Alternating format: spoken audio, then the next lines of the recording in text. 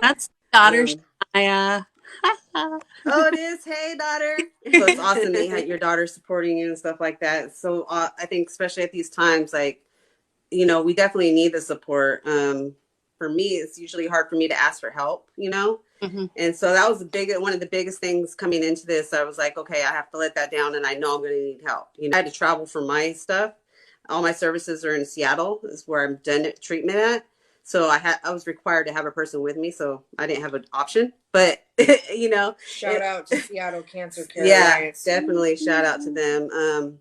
So People come from all over the country. they're really good at Seattle, Oh wait, they're Washington. Fred Hutchins now. Yeah, they changed I'm Fred just kidding. Hutchins.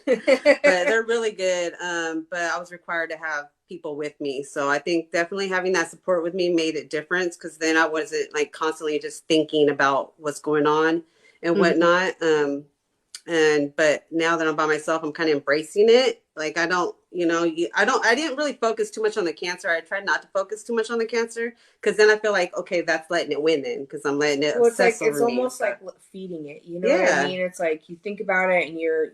I mean, we all have our days where it's like, we try and be as upbeat as possible, but of course, we're gonna have our days where we're gonna shut down. You know what I mean? But But having that we can't let support, it consume us right? because it's like feeding your disease. So just try and live as normal as possible. But you notice that you are going through something. You have to acknowledge that it's okay to be like, you will get sick, and you will need that rest time. And it's important to listen to your body. And that's what I learned is really listen to my body. Every time something different happened, I had to let the doctors know, okay, this is weird. Is this okay? Is this normal? I didn't really like go crazy with them. Just like, stuff that was like noticeable, like like I end up having a lot of sinus infections that just wouldn't go away, and cellulitis in my eye. You could still tell it's all messed up and still trying to heal.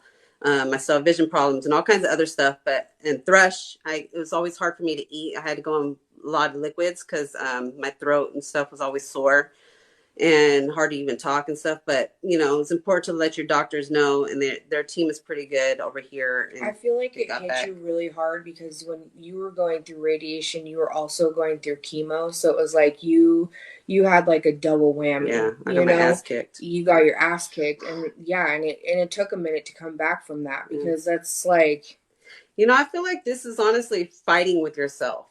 You're pretty much like fighting with yourself to see how strong you really are. You got all this, your body's getting tested. It's not physical like someone punching your ass out, but it's like you're getting tested. It's like, how strong are you really mentally to deal with this? You have to, basically stay up on positive and stuff. Talking about things is positive. Every time, it's good to have support there that you can reach out to and share your emotions and stuff with, or just someone there to kind of bring you out of the reality of being sick, and you're just kind of like going into like hanging out and doing little things that you have the energy to, just having that kind of distracts you somewhat. I don't know, how do you feel, Barbie, about support? Well, when I first found out and had my diagnosis, um, part of my thing was I prolonged a lot of my appointments and delayed them just by like a week or two here and there because my daughter was getting married. My brother had gotten married. We had a family reunion. We had bridal showers. Like there was so much happening throughout the summer that I kept a lot of it just kind of to myself and just to my family at first and some of my closest friends. Um, when my diagnosis came, everyone, the first thing they always say is, you got this and stay positive.